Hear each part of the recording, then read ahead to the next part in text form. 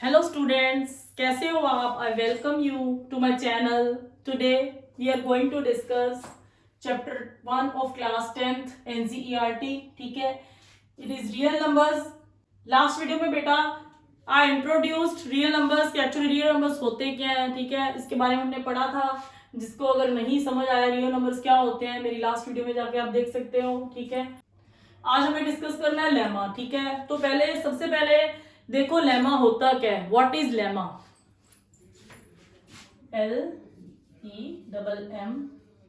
Lemma, आप maths में lemma पढ़ते हो. ठीक है, लेमा होता क्या है? ये क्या है? हेल्पिंग थ्योरम है.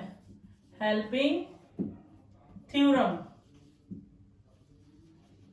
ये हेल्पिंग थ्योरम है मींस कि ये कुछ कंडीशंस होती है हमें गिवन, कोई भी हो सकती है. ठीक है, कोई भी कंडीशन जिसको यूज करके हमने कोई रिजल्ट प्रूव करना होता है उसको हम क्या बोलते हैं? लेमा. ठीक है, लेमा समझ आ गया क्या होता है? सिर्फ ये हेल्पिंग थ्योरम है, हमारी हेल्प करता है. कोई भी लेमा हमारी हेल्प करता है, हमें एक कंडीशन प्रोवाइड करता है जिसको यूज करके we can prove the results. ठीक है, अब यहां पे आपका चैप्टर 1 में है यूक्लिड्स डिवीजन लेमा. वो हमने आज डिस्कस करना है. Euclid's division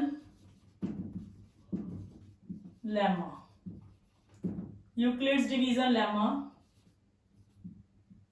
according to this lemma, अगर हमारे पास दो पॉजिटिव इंटीजर्स, कोई भी दो पॉजिटिव इंटीजर्स हैं, से ए एंड बी. ठीक है, ये क्या? For any two positive integers. ये लेमा क्या है? For any two positive integers A and B there exist. A and B कोई दो पॉजिटिव इंटीजर्स है अगर, तो क्या एग्जिस्ट करता है? Q and R. Q and R exist करते हैं. ठीक है, ये दो इंटीजर्स ऐसे एग्जिस्ट करते हैं सच दैट. ये कैसे एग्जिस्ट करते हैं? अगर यहां पे ए लिखें कंडीशन के अकॉर्डिंग तो किसकी इक्वल आएगा? B Q plus R. This is called Euclid's division lemma. ये यूक्लिड्स डिवीजन लेमा की कंडीशन है. ठीक है, अब इस कंडीशन में कुछ पॉइंट्स हैं जो हमें यहाँ पे डिस्कस करने हैं. ए क्या है, बी क्या है, कौन बड़ा है, कौन छोटा है, what is Q and what is R. ठीक है, अब अगर हम, ये क्या है? डिवीजन है, डिवीजन लेमा है ना. डिवीजन लेमा की कंडीशन को डिवीजन एल्गोरिथम की जो कंडीशन है हमारे पास उससे कंपेयर करते हैं. Let us compare by division algorithm.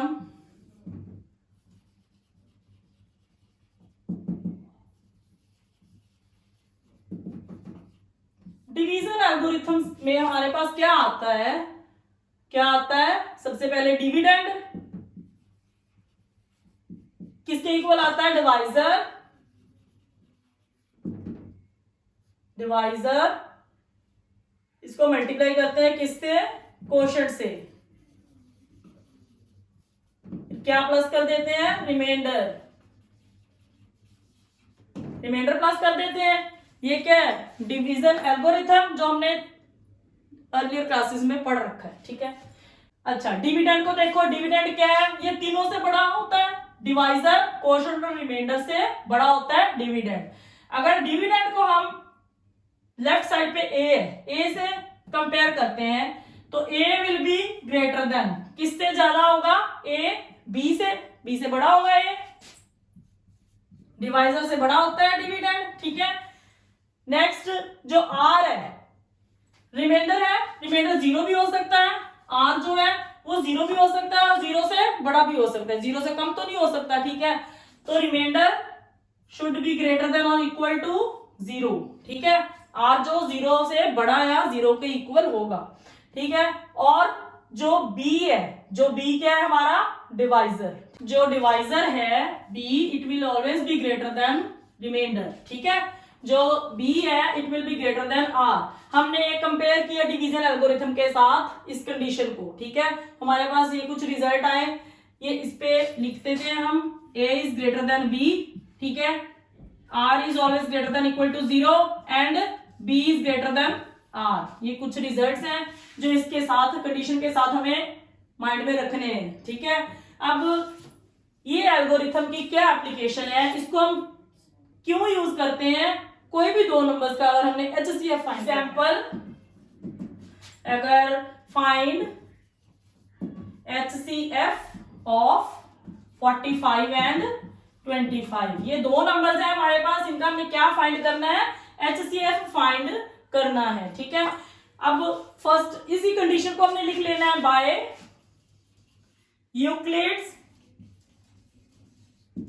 Division lemma, A is equal to B Q plus R, ठीक है। अब जो A है वो हमेशा B से बड़ी है, ठीक है, और R जो है वो ग्रेटर देन इक्वल टू 0 है एंड B जो है वो ग्रेटर देन R है। ये कंडीशन है हमारी, ठीक है, यूक्लिड डिवीजन लेमा की, ठीक है। अब एल्गोरिथम में इस कंडीशन को यूज करके स्टेप बाय स्टेप प्रोसीड करना है, तो हमें ये देखना है इन दोनों नंबर में से A क्या होगा B क्या होगा, यहां से देखेंगे हम। A will always be greater than B, तो इसका मतलब 45 और 25 में से A क्या होगा 45, therefore A is equal to 45, B is equal to 25। अब A और B अगर एग्जिस्ट करते हैं तो इस कंडीशन में Q और R भी एग्जिस्ट करेंगे, ठीक है। ये हमने दोनों क्या करने हैं, फाइंड करने हैं। कैसे करते हैं, जो A है यहां पे लिख लिया, लेफ्ट साइड पे A लिख लिया 45 लिख लिया, A की वैल्यू लिख ली, राइट साइड पे B की वैल्यू लिखी 25, Q को हम मल्टीप्लाई लिख के डैश लिख लेते हैं, ठीक है, क्योंकि पता नहीं हमें क्या आएगा। फिर प्लस का साइन आना है, इसके बाद R को भी हमने डैश लिख दिया। अब ये दोनों डैशेस में हमने देखना है कैसे फाइंड करोगे, 25 से 45 को डिवाइड करेंगे तो क्या आएगा, 1 पे जाएगा, 25 माइनस किया 20 आ गया, ठीक है, 20 आ गया। अब 25 को हमने किससे मल्टीप्लाई किया, 1 से, ठीक है। ये क्या बना 25, इसमें क्या प्लस करेंगे कि 45 आ जाए, जो रिमाइंडर बचा है 20, यहां पे 20 लिख दिया, रिमाइंडर 20 आ गया था, ठीक है। अब नेक्स्ट स्टेप तभी होगा जब R इज ग्रेटर देन 0, ठीक है, क्योंकि रिमाइंडर आ गया है, ये रिमाइंडर आ गया है ना, ठीक है। जहां पे रिमाइंडर नहीं आएगा वहां पे डिवीजन स्टॉप हो जाती है, ठीक है। तो यहां पे हमें फर्दर कंटिन्यू करना पड़ेगा, because R is equal to 20 and is greater than 0, ठीक है। therefore, अच्छा, जो HCF आपने अर्लियर क्लासेस में पढ़ा है जिसमें एल्गोरिथम नहीं यूज करते थे हम, वहां पे आप क्या करते थे, ये रिमाइंडर जो आ जाता था तो ये वाला डिवाइजर आप उठा के यहां पे शिफ्ट करते थे, याद है कुछ, ये डिवाइजर उठा के यहां पे शिफ्ट करते हो तो क्या आ जाता है 25, ठीक है। अब यहां पे रिमाइंडर R है और डिवाइजर क्या है, सब में देखो 25। अब हमने किन दोनों को लेना है, 20 एंड 25 को। अब 20 एंड 25 में से बड़ा कौन सा है 25, तो उसको कहां पे लिखेंगे, क्योंकि A जो बड़ी है A की जगह पे 25 इज इक्वल टू, ठीक है। अब इधर क्या आएगा, यहां पे 20 आएगा ना, वो देखो उधर 20 था ना, 20 आ गया। अब 20 को किससे मल्टीप्लाई करेंगे ये हमें पता नहीं है, और फिर प्लस रिमाइंडर आएगा वो भी नहीं हमें पता, ठीक है। अब इसको सॉल्व करते हैं, इसको देखो रफ वर्क में ये काम करते हो और साथ साथ में 20 से हमने 25 को डिवाइड किया, क्या आ गया 1 पे जाएगा 25 रिमाइंडर, ठीक है। अब और नहीं जा सकता आगे, पॉइंट हमने डेसिमल हमने लगाना नहीं है, HCF नहीं लगाते ना डेसिमल हम, ठीक है। तो यहाँ पे रिमाइंडर क्या आया 5, ठीक है, और 20 को किससे मल्टीप्लाई किया 1 से, 20 प्लस 5 25 इसके इक्वल आ गया।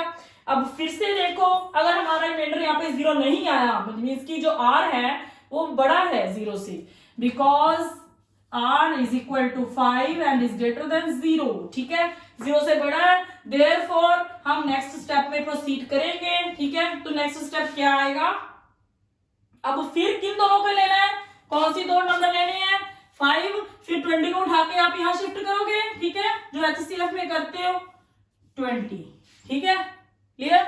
अब 5 और 20 को कैसे लिखेंगे, 20 इज ग्रेटर देन 5, तो क्योंकि A ग्रेटर देन B है तो 20 कहां पे आएगा, बाहर, इधर लेफ्ट साइड पे आएगा, 20 कहाँ पे आएगा, लेफ्ट साइड पे आएगा, ठीक है। यहाँ पे राइट साइड पे क्या आएगा, 5।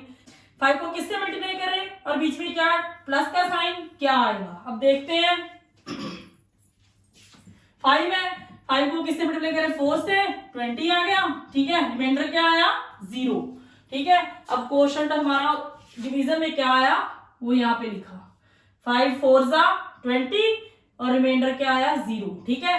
अब ध्यान से देखो, because r is equal to 0, क्योंकि रिमाइंडर क्या आ गया, 0 आ गया, इस स्टेप में रिमाइंडर 0 आ गया, ठीक है।